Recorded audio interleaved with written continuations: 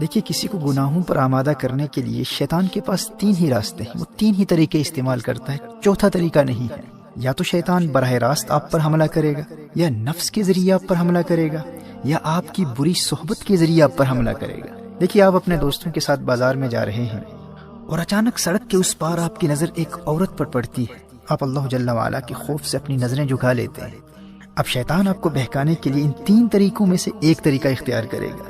یا تو آپ پر وہ خود براہ راست حملہ کرے گا، آپ سے بار بار کہے گا کہ کوئی بات نہیں، ایک مرتبہ پھر دیکھ لے، تجھے اس کے حسن کا اندازہ ہی نہیں ہے، ایک مرتبہ دیکھ لے، دیکھ وہ تیری طرف دیکھ بھی رہی ہے۔ اب اگر آپ کا ایمان مضبوط ہے تو آپ اعوذ باللہ پڑھ کر اور لا حول ولا قوت الا باللہ العلی العظیم پڑھ کر ان برے خیالات کو دور کر دیں گے۔ اور شیطان ان خیالات کے ذریعے ہی آپ پر حملہ کیا کرتا ہے، جسمانی طور پر اپنے ہاتھوں سے وہ آپ کا چہرہ اس لڑکی کی طرف پھیر کر آپ کو مجبور نہیں کر سکتا۔ اور شیطان کا دوسرا طریقہ کیا ہے؟ شیطان آپ کے نفس کے ذریعے آپ کو بہکانے کی کوشش کرے گا، لیکن اگر آپ نے اپنے نفس کو پہلے سے ہی قابو میں رکھا ہوا ہے تو اب شیطان کے پاس ایک ہی راستہ بچتا ہے، اب وہ آپ کی بری صحبت کو استعمال کرے گا، آپ کے کسی روحانی طور پر کمزور دوست کو تلاش کرے گا، اسے کہے گا کہ وہ آپ کو اس گناہ کی طرف راغب کرے۔ اب اگر آپ گنہگاروں کی صحبت میں رہتے ہیں تو آپ کتنے بھی مضبوط ہوں، آپ نے شیطان کے حملے کے 2 راستوں کو بند کر دیا، لیکن یہ تیسرا راستہ کھلا ہے۔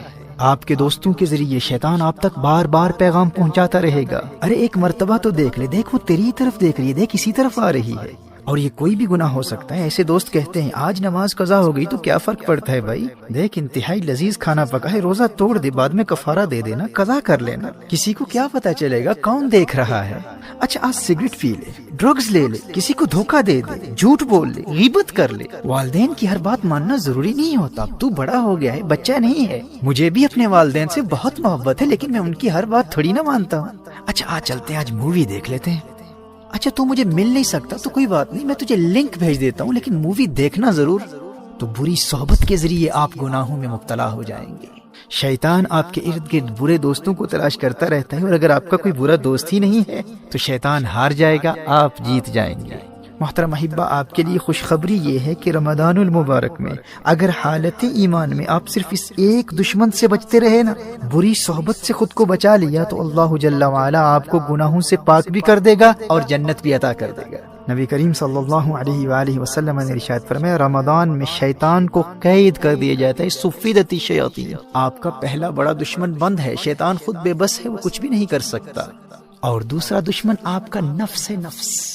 نبی کریم صلی اللہ علیہ وآلہ وسلم نے نفس کو قابو کرنے کا جو طریقہ بتایا ہے وہ بھوک اور پیاس ہے، وہ روزہ ہے۔ دیکھیے ماہ رمضان میں اگر آپ سحری اور افطار کے وقت زیادہ کھانا نہیں کھاتے، بہت زیادہ پیٹ بھر کر کھانا نہیں کھاتے، تو آپ کا نفس بالکل کنٹرول میں رہے گا، دونوں دشمن قید ہیں۔ اب اگر آپ مغفرت چاہتے ہیں، جنت میں جانا چاہتے ہیں، تو ماہ رمضان میں صرف اس ایک دشمن سے اپنے آپ کو بچا لیں۔ گناہوں کی طرف راغب کرنے والے، گناہوں کی دعوت دینے والے ہر دوست سے رابطہ مکمل طور پر منقطع کر دیں۔ برے دوستوں کو بتلا دیں، کیا دیکھتے نہیں کتنے ہنستے کھیلتے نوجوان ماہ رمضان سے قبل ہی موت کا شکار ہو چکے ہیں۔ جانے آئندہ رمضان تک یہ زندگی وفا کرے نہ کرے، میں زندہ بھی ہوں یا نہ ہوں، میں تمہارے لیے سب کچھ کر سکتا ہوں، لیکن اپنی آخرت کا سودا نہیں کر سکتا۔ رمضان المبارک میں مجھ سے ملنے کے بارے میں سوچنا بھی نہ۔ محترم احبہ، اگر مغفرت چاہتے ہیں تو کم از کم رمضان المبارک میں ایسے تمام دوستوں سے مکمل دوری اختیار کر لیجئے۔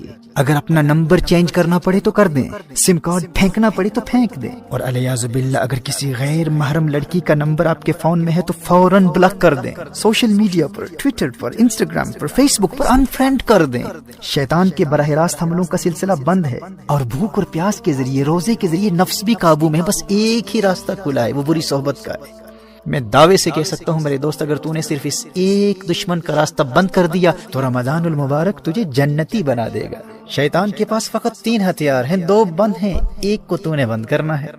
اور یاد رکھنا، دور حاضر میں بری صحبت صرف انسان ہی نہیں ہے، T V, internet, smart phones اور سوشل میڈیا کا غلط استعمال، یہ تمام بیڈ کمپنی ہے۔ اور اگر مجبوری میں اسکول کے کام کے لیے، ہوم ورک کے لیے، کالج اور یونیورسٹی کے اسائنمنٹس کے لیے، یا بزنس کے کسی کام کے لیے انٹرنیٹ کا استعمال کرنا ضروری ہے، تو اپنے پی سی کو، اپنے کمپیوٹر کو یا لیپ ٹاپ کو اپنے لیونگ روم میں استعمال کرنے کے لیے خود کو پابند کر لے کہ اگر تو فون پر بھی انٹرنیٹ کا استعمال کرے گا تو اس کمرے میں کرے گا جہاں تیرے والدین موجود ہیں، تیرے بھائی بہن موجود ہیں، تاکہ ان کی موجودگی تجھے انٹرنیٹ پر مختلف قسم کی برائی پر مشتمل شرمناک مٹیریل یا بری سائٹس پر جانے سے بچائے رکھے۔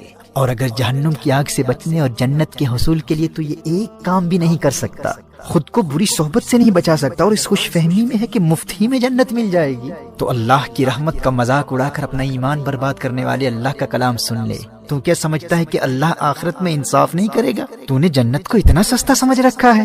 اللہ قرآن میں ارشاد فرماتا ہے، ام حسب الذین اجترحوا السیئات ان نجعلهم كالذین آمنوا وعملوا الصالحات سواء محیاهم ومماتهم ساء ما يحکمون۔ سورہ جاسیہ میں ارشاد فرمایا، کیا جنہوں نے برائیوں کا ارتکاب کیا یہ سمجھتے ہیں کہ ہم انہیں ان جیسا کر دیں گے جو ایمان لائے اور اچھے کام کیے؟